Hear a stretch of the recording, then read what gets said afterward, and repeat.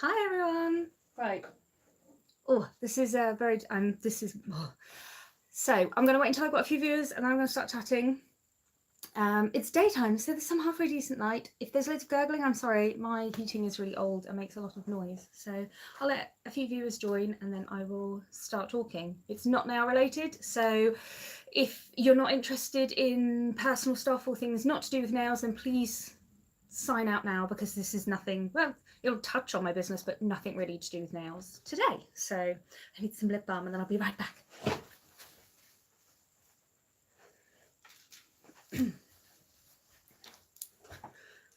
So, okay, so as my chair's doing something strange. As some of you will know, I got a horse recently. And I have been following this brand. Now this is where I'm probably going to say it wrong. Team Aquisimo, I think they're called.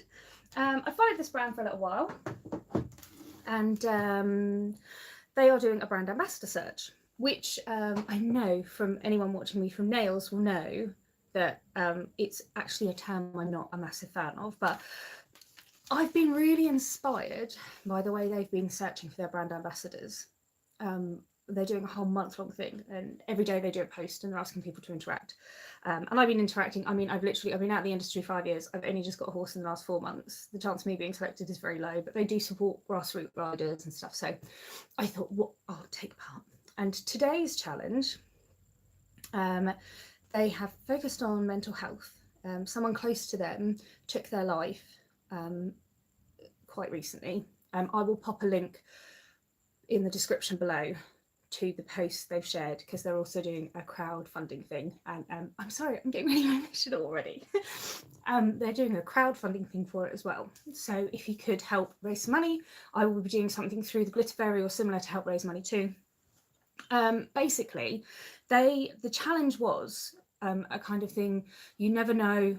Their challenge is you never know the personal battles people are facing, and to think about mental health, and just, you know, it's a message I try and share as well, is to just be a little nicer to people. We all have struggles in our life, we all have difficulties, and it's very easy to lash out when you're struggling because of the way someone else is behaving, but sometimes they're behaving because it's a coping mechanism or anything similar. So their challenge today in their brand ambassador search was asking everyone to do something that scares them.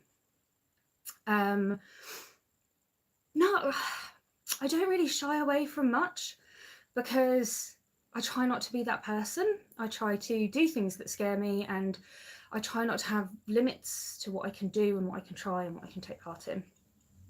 Hi Nadia, hi Patty, sorry, right in your face. My camera's a bit further away. But I think the biggest thing that scares me personally ties in quite well with this search, because the biggest thing that scares me is talking about my own mental health issues with other people. I'm really sniffy, I need a tissue because I hate snifflers, sorry.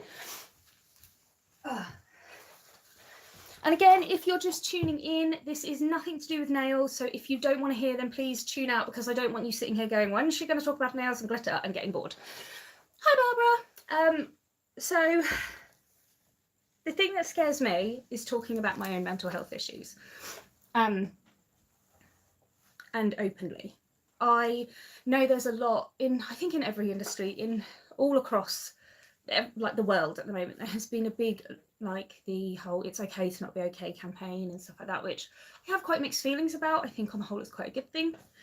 I saw a post the other day which was quite interesting, because it also kind of reminded us it's okay to feel a bit sad at times, and a lot of people are misdiagnosing themselves with mental health issues when they feel a bit sad or a bit overwhelmed and stuff like that. And I'm not detracting, and I'm not saying one person's depression is worse than someone else's anxiety or something like that, but I'm just saying I think some people are maybe misunderstanding the severity of some mental health issues. So I thought the thing that scares me is to discuss mine. Most of you know I try to keep as much as possible my personal and private life separate. Obviously last year when I had my surgery, it massively affected both of my businesses. So I did make it public and I did tell people about it. But And my mental health is something that I've always kept quite quiet about, and something I don't really like to discuss. But again, it's something that scares me. So I thought, try and be a little honest and open and share. And, you know, if it helps anyone that's watching to discuss their problems with their friends or feel not alone, then hopefully I'll have done a good thing. So I have had mental health issues since I was about 15. I didn't know until I was about 19 that the problems I had were due to depression. I have had depression and very mild anxiety. Like, I know some people's anxiety, like mine manifests very differently to a lot of other people's, but I'm actually shaking. I'm so sorry. Yeah, I have had depression since I was 15, and I have struggled to not only share this with my friends and family and the people close to me, but also when I do, to have them understand it. I know one person I worked for when I was with the horses, the only employer I ever told about my depression. I didn't bother telling anyone else after this person, because I was having a really hard time. And I don't know about other people's depression, but I have peaks and troughs. I will be flying high, and life will be fantastic and great and sunshines and birds. And literally within a minute, I can be the exact opposite end. And for me, a depression, it isn't a sadness. It isn't, I don't feel low. I don't feel blue. I feel nothing. I go from these, you have all the emotions known to man, to nothing. And it's the nothingness that's always scared me. And it's part of why I've always refused any kind of medication, because from the medication that's been offered to me, I would only get more nothing. And I would rather have those massive highs that are then followed by misery than nothing at all. Because when I get really bad, it is just nothing. And the idea of just that, I could understand why people would take their lives if that was how their life was. I can fully understand what drives people to that. I remember I was having a very low time with one of my employers, and then I managed to get through it. And a month or two later, her response of, "Don't, Laura, you'll make me cry." Her response was, "Oh, well, you know, you had that problem with your depression, but now that's done." And I said, "Well, no, it's not. It's like my Braca 1. It's part of my genetics. It's part of who I am. It doesn't define the person I am, but it's part of me, and it will affect me for the rest of my life." And she couldn't comprehend it. So I never bothered. That was right at the beginning of my career with horses. So for the entire 8 years that I worked with horses, I never discussed it with anyone. I never told people. I never discussed it, because people don't understand. And I do think it's great that we're now coming forward into a time when people can talk about it, and hopefully there's a little more understanding. But I still think there isn't the understanding that there could be. You know, numerous members of my family struggle with their mental health, and one of my sisters does struggle. And I sometimes find, even talking to my mother, when I've said to her, you know, oh, she's like, "Oh, you have to be easy on so and so, she really struggles." And I just say, "Well, she's not the only one." "Oh, but you just get a bit low, you don't understand how she does." And I think, as someone who's, I'm a bit British, and I'm a bit keep calm and carry on and just hide it. Hide. And because you do that, everyone assumes, "Oh, she's the strong one." I've always tried to be the stronger one. You know, my parents split up when I was younger, and I don't remember any of it, like my older sister does, and it did mess her up quite badly with certain things. So, you know, but for me, I didn't know it. My dad left, and I just had a mum and a nan and 2 sisters, so it didn't really affect me. So I've always tried to be stronger for everyone else. You know, if everyone starts crying around me, I'm the one that goes, "Right, okay, so how are we going to deal with this?"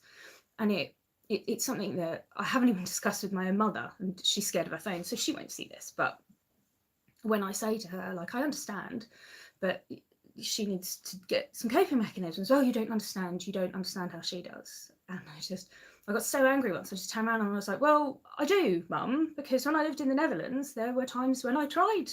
I genuinely, I sat there, some days I would wake up and breathing, every breath was an effort. And I was lying there and I felt nothing. I didn't care at all. There was no sadness, there was no happiness, just nothing. And that was it. And I was lying there, and I had to consciously say in and out, because part of me was like, if this is what life is, I don't want it. This is when people turn around and say life is suffering, and when you're in your lowest of depression, you see that and you just think, if this is all that I have ahead of me, I don't want it. Again, I'm sorry if you're looking for nail stuff, do tune out. This is going to be a really miserable one. I'm going to try and end on a happy note. And every breath was an issue, and I would lie there thinking about how to end it, how to stop, how to just end it. And I would, in my head, when people think, and it's very easy to say when you commit suicide, they're selfish, they're horrible. We had this with Lincoln Park I grew up with. And when he killed himself, everyone was like, how cruel, how horrible, he's got these children. When you're there, in your head, life would be better for them without you. Oh, this is pathetic. When you get to those really low points, I was in my head, they won't miss me, they don't need me. Life would be so much easier if my mum's life would be so much easier if she didn't have to worry about that daughter who is always going from job to job. You know, every now and then she'll just turn up at my door, and mum has to take me in, and you know, my sisters won't miss me and stuff like that. It was that constant, they won't care. So when people say, if you commit suicide, you're cruel, you're selfish, you're not, because in your head, you know life will be better for those people. However wrong you are, at that moment, you think life will be better for those people. And the people that do commit suicide, they're the ones that, you know, they have it all in order. They get everything in order before, so often, they get everything in order before they go. And they like, I had it planned. I knew exactly what I was going to do. I was working in the Netherlands, and I was working for my American rider, and I knew how I was going to do it. And I thought, if I do it like this, you know, if I send this message, or if I leave this note at the yard, she will find it, but she won't find it before I've done it. She'll find it the next morning or something like that. And if I do it like this, there won't be any mess. There won't be any, you know, I knew exactly how I was going to do it. So there wouldn't be a mess. It would be easy to clean up. I wouldn't be a burden or a nuisance to anyone. Like, and I had it all planned. So when people say, so when my mother kind of turned to me once and was like, oh, you don't understand how she does. And I was like, I do. But because I don't complain about it. I'm not one of those people, and you see them a lot on Facebook, and every other day they're complaining about how miserable life is and how tough it is and rah, rah, rah. I'm not that person. I always try and look at the happiest things. And it's like those people that are the life and soul of the party, and then they're found dead one day. And people are like, I'd have never thought it. And I was always sat there going, yeah, that's the first person I would have thought would have killed themselves. Not that person who's always being miserable in the corner, that person who's always like, look at me. And I've always been that person. I go down the pub, and I'm at the bar, and I'm like flirting with all the old boys in the country local, and I'm always just like, ha ha ha, don't meet me, don't find out who the real Lucy is. Look at this wonderful shell I put on. And I mean, it's Thursday morning, this is intense. But yeah. Thank you, Nikki. That's very sweet thing for you to say. I'm not there anymore, and I haven't been for a long time, but I understand how people get to that point, and I also understand that when you've been to that point, how hard it is to stop yourself slipping back there. Like, every day I have quite a few coping mechanisms for how I deal with things. They're not always the healthiest, they're not always the best thing, and they do alienate me at times from people, and I've lost many friends because of it. But you know, you just tell yourself, well, they're never your true friends or whatever. But I lost one of my closest friends last year, like after my surgery, because of how I coped with it. My surgery last year, I said recently in a live feed that I've drawn a line on, and I have. And thank you, Team Aquisimo, for forcing me to do something I'm scared of, because this is, I mean, it's good to talk, isn't it? I think through work I try and portray a very together, upbeat person, and that's why sometimes you won't get live feeds for weeks or months at a time, because I'm not in a place where I can. I did a recent blog saying, oh, I'm not going to apologise anymore for not doing regular blogs, and I'm not, because I need to stop putting that pressure on myself. But after building up to my surgery, and for anyone who doesn't know, I am BRCA1 positive. I tested positive for the BRCA1 gene mutation about 5-6 years ago. Now, the BRCA1 gene mutation is basically, it's what Angelina Jolie has. So I have a lifetime, not right now, but my lifetime chance of getting breast cancer was 85%, and my lifetime chance of getting ovarian cancer is about 65-70%. So I chose to have a double mastectomy straight to reconstruction, and in the next year or two I will have a full hysterectomy. Now, when I found out about this, it came off the back of, we basically as a family know from my aunt, I'm not telling you anything that you won't have seen if you've seen me on Embarrassing Bodies. My aunt had battled for many years with various types of cancer, and a few months before she passed, my cousin was offered, no, my aunt was offered the BRCA1 testing, and she had the gene mutation. And then my cousin was offered it, and she did too, and she chose surgeries and stuff. And I so stupidly was like, it's breast cancer, it's a woman thing. It's not.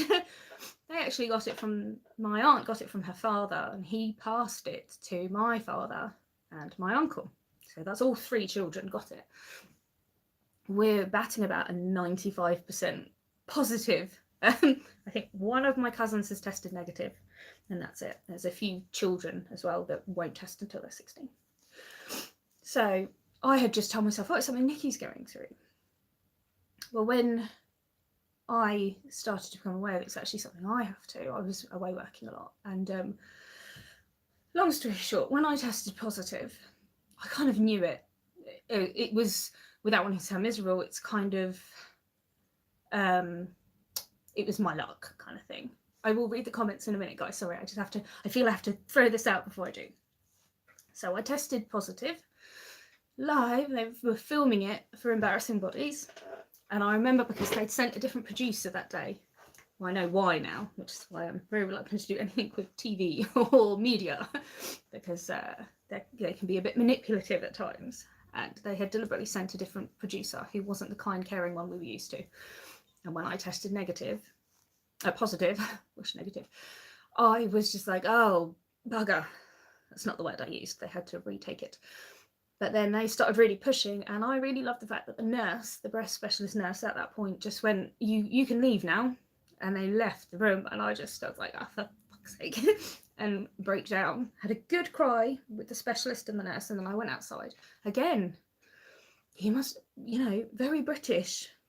If you're going to cry, do it behind a closed door. And then then I needed to film another bit of the interview. And they were like, how do you feel? And I was like, well, I kind of thought it was going to happen, so okay.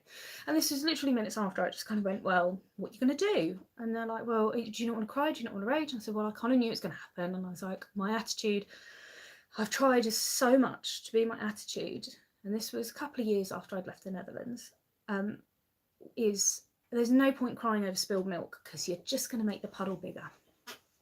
And I wish that inside the last 5 years, my attitude towards it has been the same as my outer attitude, because I've always been like, well, get free tits. Yeah.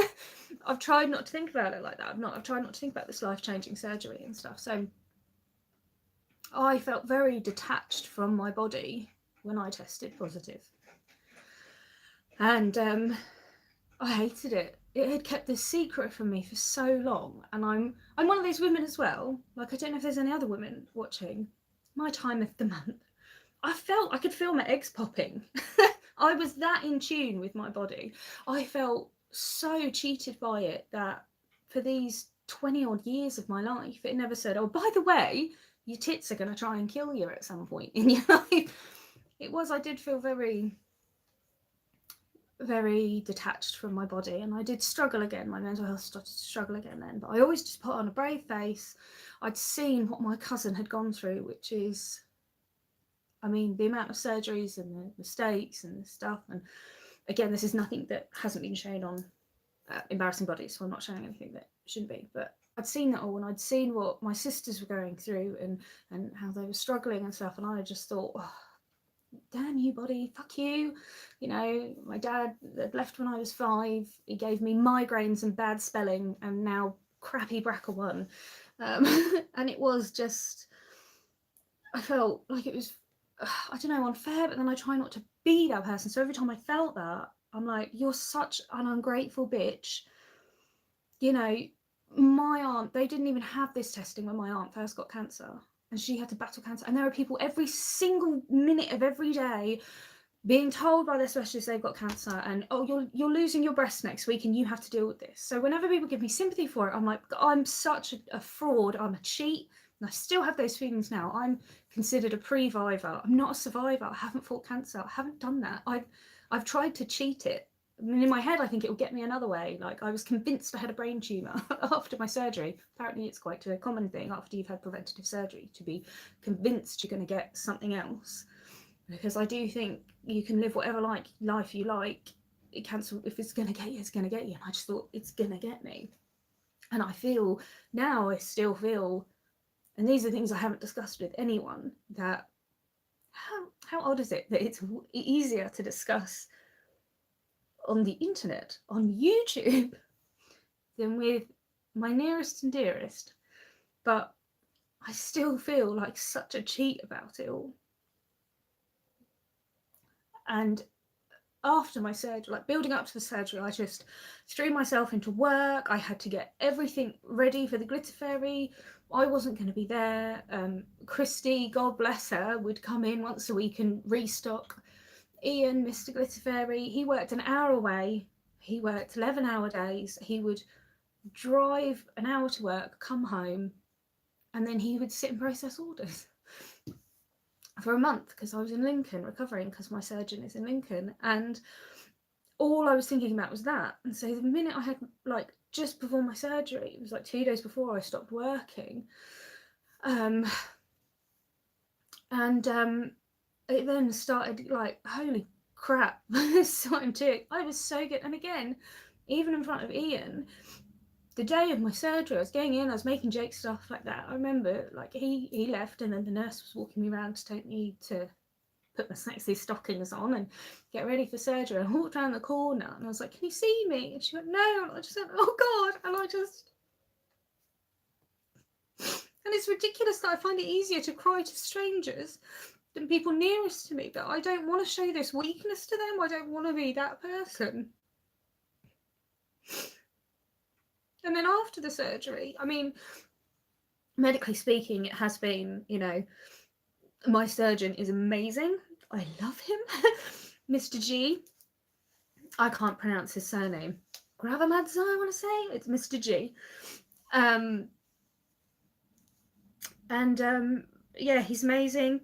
I mean, the surgery was a success. Healing went really well, stuff like that. But I was not prepared for the mental health side of it. And once again, last year was a struggle. It was bad. I didn't realise anaesthetic can stay in your system for so long. It messed me up so bad. I felt so useless because I'm a doer, I'm a worker, I don't sit still. When I came back after a month away, I then just threw myself back into work, and then all that did is I almost had a nervous breakdown. And yeah, I really struggled with everything last year. It was again easier for me to just not talk to people. I make such a joke about everything, and it's silly because it's like, well, I could have just gone flat, like one of my sisters gone flat, one reconstructed, you know, stuff like that. But I look down now and it's so silly. I mean, they're just tits. I didn't really care about them before. And for what they are, they're great. But like every time my clients visit, I keep getting these, how you feeling? And I'm like, well, I feel like I've got 2 sacks of silicone stitched to my chest. I can't sleep well. I get these random pains. My nerves fire off at the most random times, and it's fucking painful. But again, I feel like a cheat if I complain, because I didn't have to battle cancer. I went in at 9 a.m. I was awake by 2:30, and the next day I came home. That's not a battle. That's not, when people say, oh, you had a tit job, and I get really angry at that. And I'm like, well, I don't, because they'd look a lot better if I did. And I look down and I just, the scars aren't bad. And there's a bit of, they look a bit, they look fake and stuff, but they feel uncomfortable. And like every time someone says, oh, how are they feeling now? And I'm like, well, they still feel like silicone stitched to my chest. It's not going to change. And it's interesting because it's so often when people say, you're feeling better now, you're all right now, aren't you? With so many different things. And it's not. I have to say, like, most of my clients are pretty good, and they don't ask that anymore because they got used to me just going like, seriously, stop. And I'm extremely close to one of my clients whose little girl has CF, and the strength of that woman, it amazes me. And then I sit here thinking to myself, like, oh, you struggle to get dressed today. I don't brush my hair some days because it's all too much. And I feel like this has gone really depressing now, and I'm so sorry. But yeah, to do something that scares me is to discuss this with people openly, because I think, I don't know if there is still a stigma attached to mental health, but I think there needs to be a look at maybe some of the more positive sides. I have mental health issues, but I run 2 very successful businesses.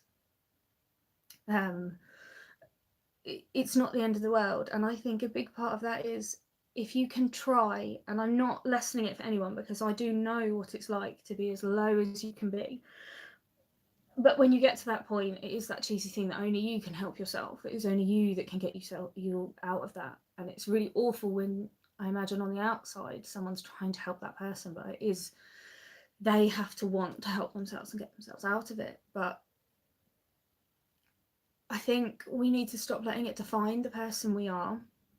And I agree, a lot of my coping mechanisms of keep calm and carry on aren't always the best. But we need to stop saying, well, I suffer from depression, or, I have Braca, or don't let it define. It's something you have, it's something you deal with, but it doesn't have to be everything there is about you. I always found when I was trying to explain it to people as well, because a lot of people don't understand. If you've never had mental health issues, you won't understand. There's a World Health Organization video called The Black Dog. It's about, I have depression. No, I have a black dog, and it's called depression. And I have always thought that is, I've shown that to anyone that I've been trying to explain it to, because that is a perfect analogy of what it is. Whatever happens, he's always there. My black dog is always with me. I don't need to wear a pin. I don't need to do things like that. But he's there. And it's just learning to train it and keep it under control. And I have to say, like last year, it got to a point I did not leave the house. I would walk the dog, and that was it. Apart from that, I just did work, and I wouldn't leave the house. He would be like, let's go cinema or something like that. No, I could not cope with going out and being around people. And that's why I'm so happy that I felt the urge to get back in the saddle. And to me, it was that if I get a horse, I have to leave the house every day. And the happiness that horse has given me has repaired so much of the damage, because I was in such a bad place for a lot of my career working with horses, that I think I associated all those negative feelings with the horses. Like, my depression wasn't caused by the horses. I had my worst moments of depression while working with them. And having my little Bojack has, honestly, the joy and pleasure that horse gives me, there are no words. And I leave the house every day. I'm sociable again. I like hanging out with people. I like socializing with people. And yeah. I don't really know how to end this live feed. I feel like I've just been really miserable and depressing. But yeah, so basically about half an hour I read the post that challenged me to do something that scares me, and I think this is the only thing that scares me, opening up and actually being the real me. I think it scares me because it's lost me friends. One of my closest friends last year, we barely saw I think we saw each other like once, and I recently tried to explain my depression to them, because birthdays I will never remember your birthday. I probably won't get very excited if you have children. I'll be more excited if you get a puppy. If you say in passing I'm unwell, I will probably forget and probably won't ask you how you are. And that isn't me being self-centered, and that isn't me being rude, and that isn't me not caring. That is me. Some days it's hard enough just to get dressed. And there are days when I say to myself, you got dressed today. Like, and on my bad days, all I say to myself is, you will process the orders and you will make sure the postman has what he needs, and then you can stop. On my bad days, I always say, get the orders out, and then you can just, everything else from the business and stuff can wait. And I tried to explain this to someone, and their response was, what, so you chose to ignore my birthday, you chose to ignore this? And I was like, no, I've just explained it to you. I don't choose to do these things.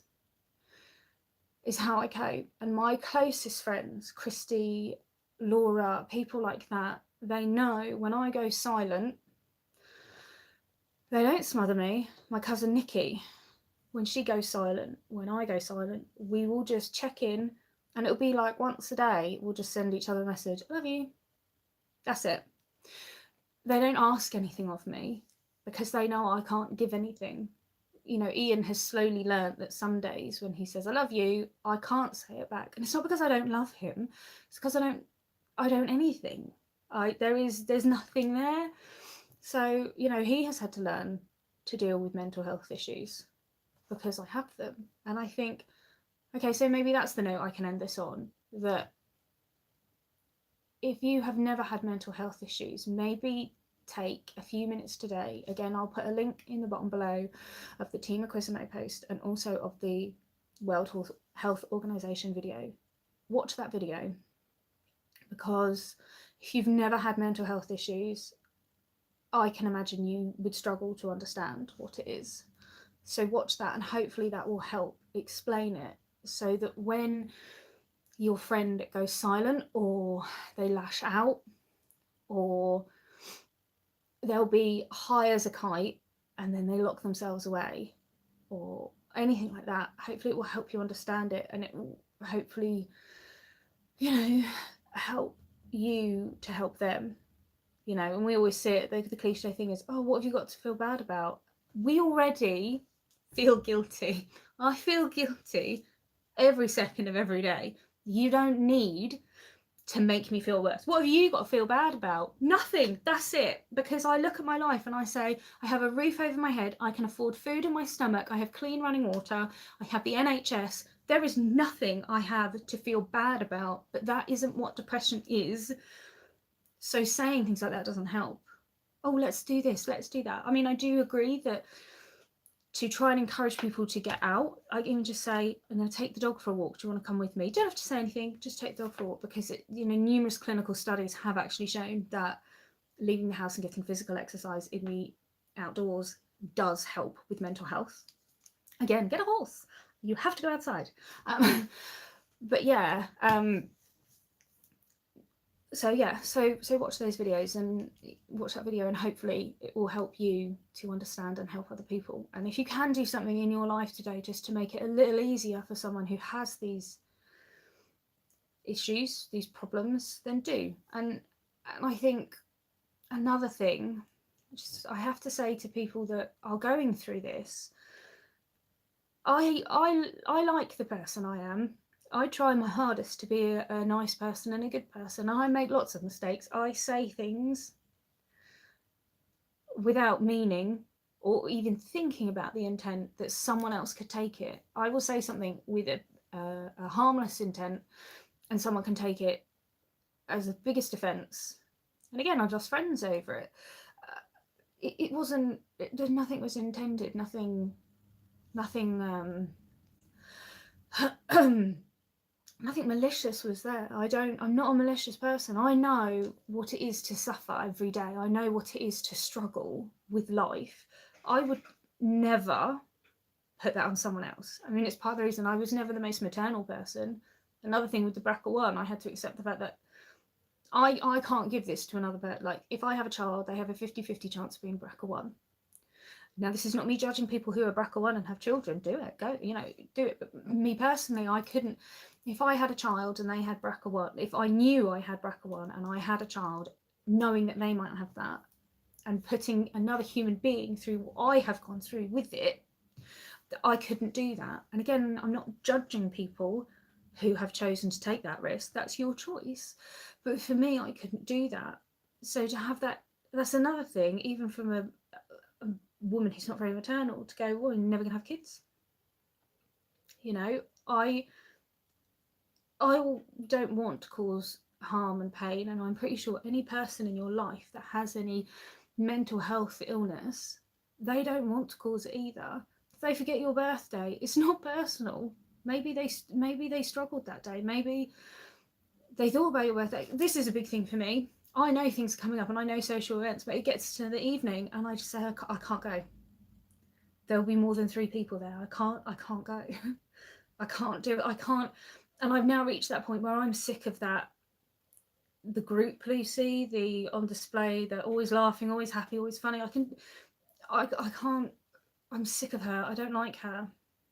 And I don't want to be her because that's not me. So I will avoid large social gatherings where there'll be alcohol and stuff because I know she'll come out and I can't stand her anymore. And I don't want her in my life. So I don't go to those gatherings. And then people are like, oh, she's always cancelling and she's always so rude. And it's like, yeah, but why don't you just say, hey, do you want to go for a walk in the park? Or let's meet up and have coffee. Or, and when you meet up with these people, just treat them how you always have.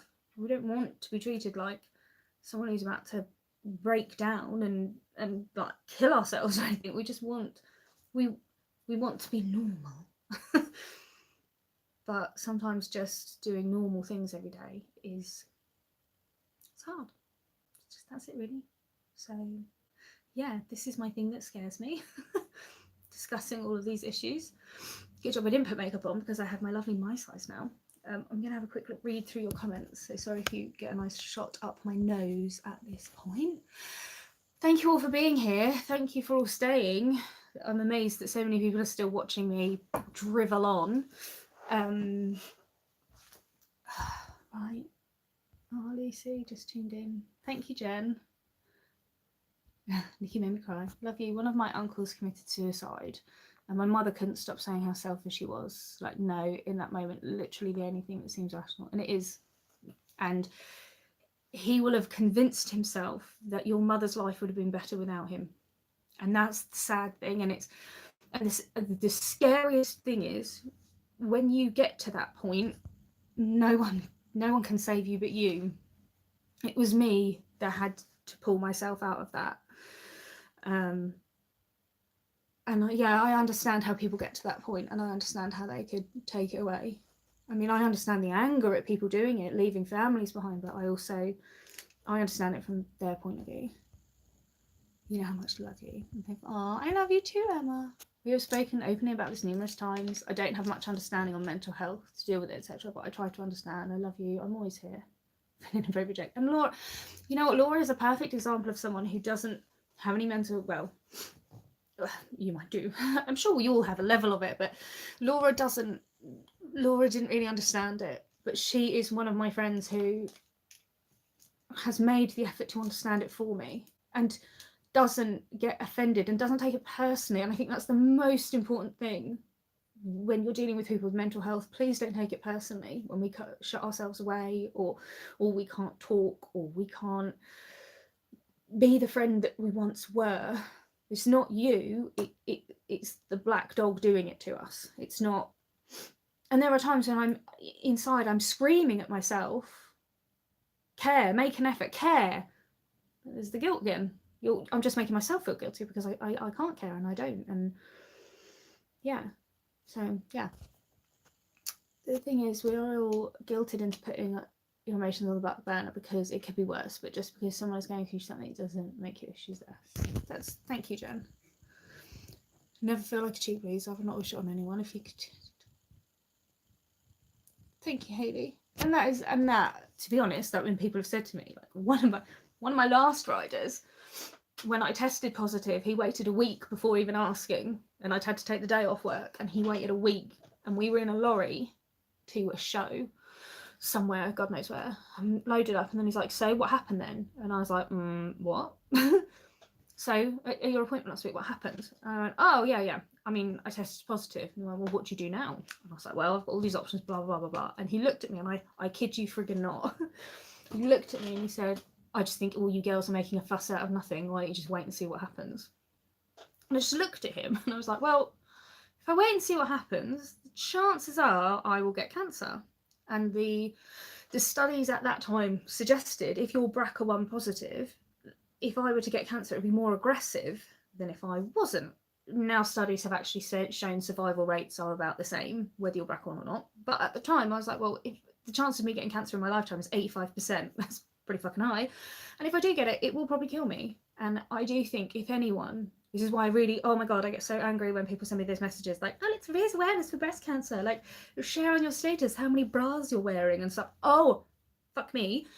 That has nothing, that doesn't help anyone with cancer. You're not raising awareness because we all fucking know it exists. You're just doing chain messages. If you want to do something useful, instead of forwarding it on to 10 friends, in that same amount of time, you could have donated some money to Macmillan or to cancer research or something like that. So yeah, that's my view on that. But yeah, I feel like I've really lost my point there. But it was that kind of attitude of just wait and see what happens. And it was like, I cannot be in this industry when every week the vet is out for the horse and they are kept to the peak of physical health. But if I need a day to go see a chiro, you're firing me and finding a cream. So I was like, bye.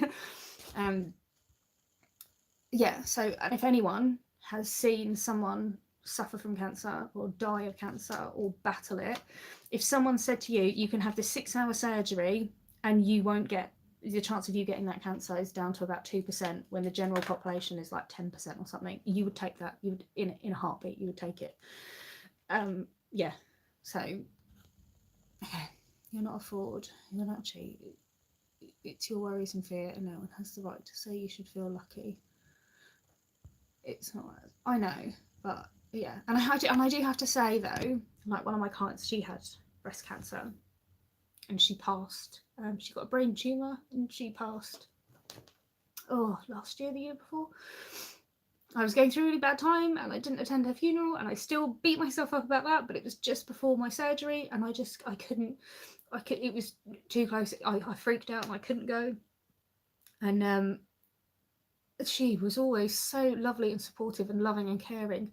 And I have to say, like, I'm on a lot of the Braca groups and stuff like that, whether you've had cancer or not, the love from everyone in these communities is all the same. So I know it's myself, I know it's my mental health, but it's hard not to kind of say, you've battled not cancer, but you've battled a health issue and mental health issue. Please stop playing down. It's a huge thing you've been through. Thank you, Jen. But I just think, again, it's that constant, people have it so much worse, that I just am terribly British, that I should, it's fine, just carry on. You're a lot of things, but weak's not one of them. Thank you, Nadia. I was so happy when you got him and gave you something else to focus on and enjoy. Thank you, Laura. Yes, I can get far too much into my work and my business, and I am so happy I now have my little BJ, or Bobo, because apparently BJ isn't a family-friendly name. You're unbelievably brave coming out here and sharing this. You battled, and yet here you are still. Something is telling you not to give up. As long as you're listening, it'll just be fine. And that is it. I think there was always something at the back of my head that said, well, my mum's a Catholic, so I think if I killed myself, then she would never That would have been really bad for I think, I don't know, that must have been something at the back of my head always saying, like, I don't know, I think I always have hope, and I always try to be that relatively as positive as I can, and I try to see the positive in everything. So I think maybe that's what got me through to the other side. So you've helped me so much, my love. Just know I'm not alone in mental health. I'm so proud. Oh, thank you, Emma. And you know I'm always here. And Emma's another one, and I know she struggles, and we'll be silent on each other for months at a time. And this is a really important thing, because I feel I let my friends down by forgetting birthdays or not checking in and stuff like that. But all of my friends know, if you were stranded in Scotland and you called me at 3 a.m, I would do everything in my power to help you. If I had to get in my car and come and get you, I would. And to me, that's what friendship is. And I think, like Emma, I know before when she's had a bit of a tough time, I said, well, just get in the car and come here, get away. Just get away from that situation and come to me. And I know all of my friends, my door is open. I never want my friends to feel that they can't discuss these things and they can't reach out for help for me. And I think because I feel like that about friendship, and then sometimes when I've reached out to friends kind of almost expecting that back and I haven't, it shuts you down even more, because I think, okay, so I forgot your birthday, but if you needed me now, I'd come. Why can't you do that for me? And honestly, if you've got my birthday, I wouldn't give a crap. I'm in my 30s now. Birthdays don't matter. I don't care. It's just a day. Oh, well done, the day you were pushed out of your mother. It isn't a big thing to me. It's about being there for that person and loving that person for who they are. And I think the best thing you can do if you have mental health issues, and this is what my doctor when I first was diagnosed with depression, he said, you need to tell your nearest and dearest, not everyone, your nearest and dearest, and you need to explain it to them. And I did. And some of them have gone, but some of them have stayed. And I think the most important thing is, if you've got someone in your life who has depression and all you can say is, oh, you've got nothing to feel bad for, blah, blah, blah, you need to take yourself out of their life. If that's all you're going to do for them, take yourself out of their life, because you're not helping them. So if you're not prepared to help them, or just stand there and just stand and be. Sometimes all we need is someone to just be with. We don't need to talk, we don't need to do anything, just be.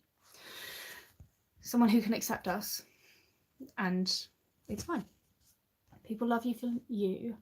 Mental health is such a difficult topic for everyone, but it takes strong people like you to make light and awareness of it.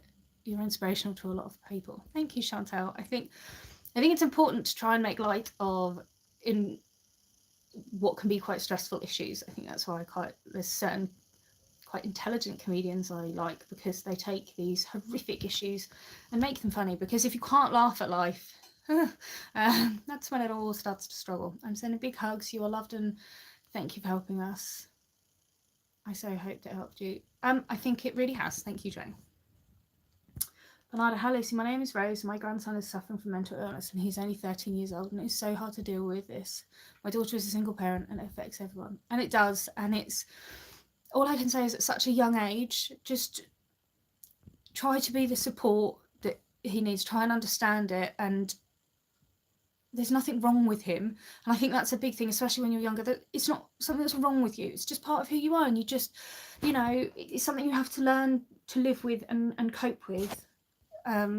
Same as if it was a physical disability, you would learn. And this is something I find really inspirational. Some of the para riders, my God, I still punch myself in the face on a regular basis when I'm doing up my girth. And you see these people with like an arm and no legs riding in the Olympics at this amazing level, and you're just like, oh my God, like these people that have these amazing disabilities, but nothing stops them. And I think to be inspired by people like that can often very much help you. And I think, and as well, it's another one, if you suffer from depression, surround yourself with positive people. I've been on a few groups which is aimed for people with depression, and they're not supportive groups, they're enabler groups. All they do is they're spinning in a spiral, getting worse and worse, and they're like, oh, this is so shit, and everyone's like, yeah, it's so shit, and that's not helping.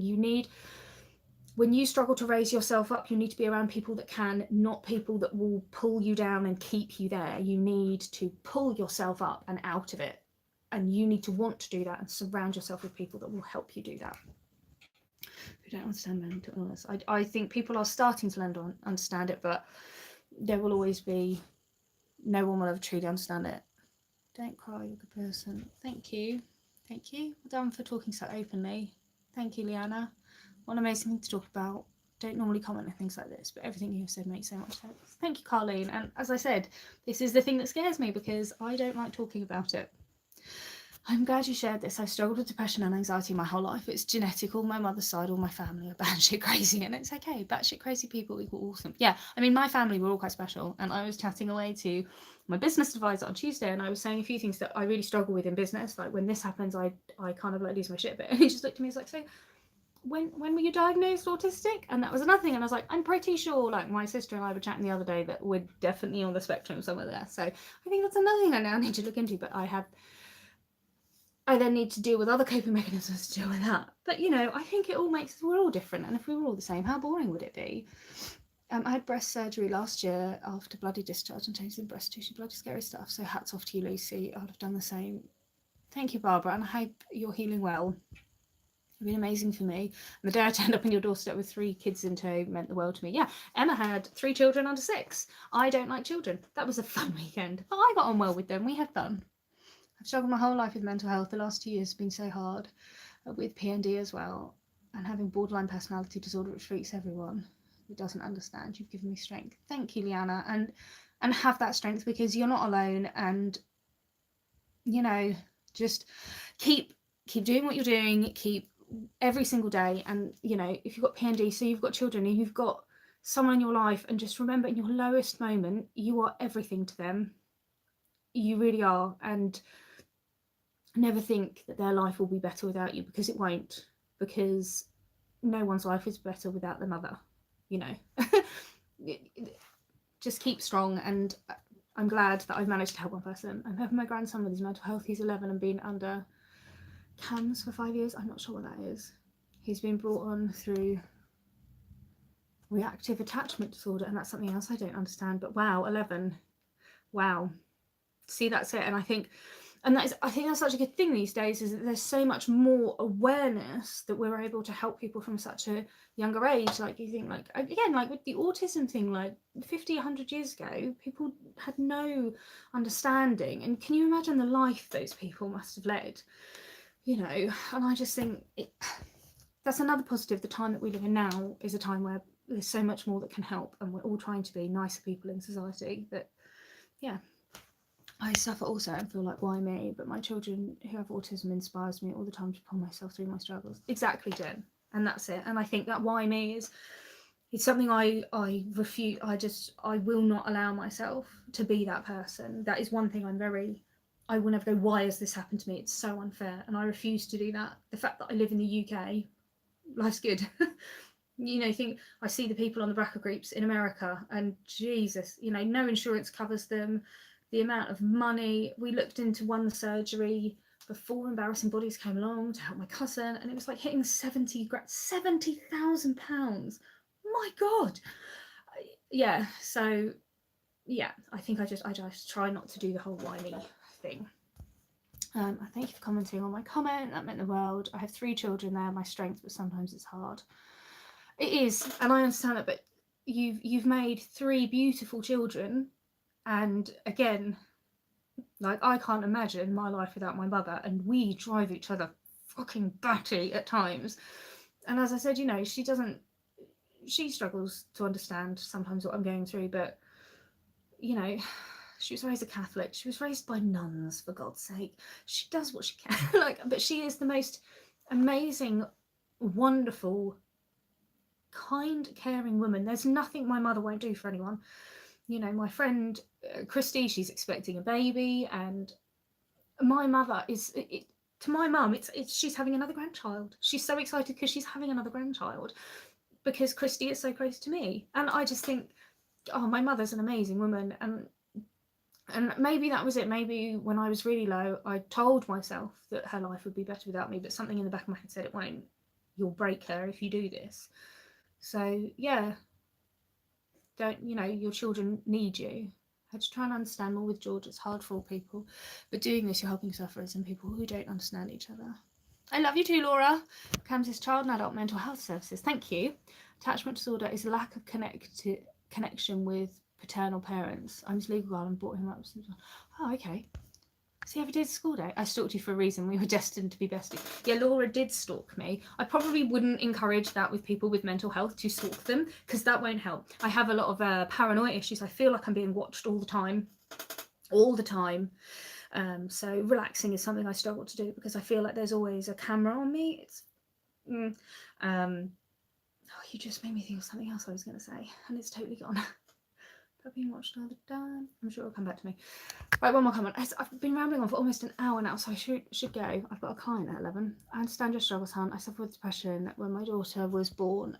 She had open heart surgery at 2 days, and again when my son was born premature. Lord, there's so much to have gone through. But the fact that you're still here, and I think that's it. And like every day, it's the little things. It's the little steps. You know, just keep on plodding through. But it's life. There's going to be really good days. There's going to be really bad days, and just know that it will always get better. I was considerate, no freaky stalk. I mean, that's true. You didn't send me your eyelashes or anything, Emma. And yes, Emma remembers your stalking days. Yes, yeah, you didn't send me like eyelashes in the post, so we're all right. But yeah. So okay, so I'm going to kind of wrap it up because I really have been rambling for a long time. Thank you for all joining me. I'm amazed so many of you tuned in and stayed for as long as you did. Thank you, Team Aquisimo, for making me do something that scares me today, because nothing much really scares me apart from talking about myself. Yay. So yeah, so as I said, I hope sharing this has helped maybe you understand mental health a bit better, or if you have any mental health issues yourself, you're not alone. And you know, everyone's struggling, everyone's got a story, everyone's fighting something. Let's all just try and be nicer people, really. And if you see someone struggling, try and be a positive help in their life. And if you can't, then find someone else who can, or don't be the negative in their life, because that's the last thing any of us need. I think when you're really struggling with your mental health, I would rather be 100% alone than with people who are saying, cheer up, why are you miserable? I'm not miserable, I'm nothing. There's a difference. So yeah, so that's it really.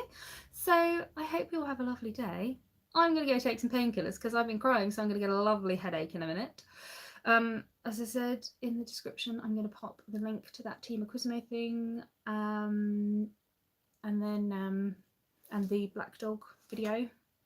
Go and see Mr. Bojack. He'll give his mama some horsey kisses. I mean, he's not a smoocher. He's a bit of a fighter, but we've got a lesson this afternoon, so that's all good. And I love my lessons because the progress I've made with this horse in 4 months, considering I never rode when I was a groom, I'm rather quite proud of myself. Booked our first dressage test next month. So yeah, so thanks for tuning in. Thank you for challenging me to do something I'm scared of, and it tied in really well with the rest of the theme to discuss mental health. So I have rambled on for an entire hour. I'm ready to not talk about myself for a good year now. I hope you all have a wonderful day. And yes, Jen, same to you, love and light. And if you can do one thing today that makes somebody's life a little bit better, then please do. Or at least don't make anyone's life worse. So thanks for tuning in, guys, and I promise next time you see me, I will be happy and smiley, and I'll have my fairy wings back on, and I'll be playing with glitter. So thanks for tuning in.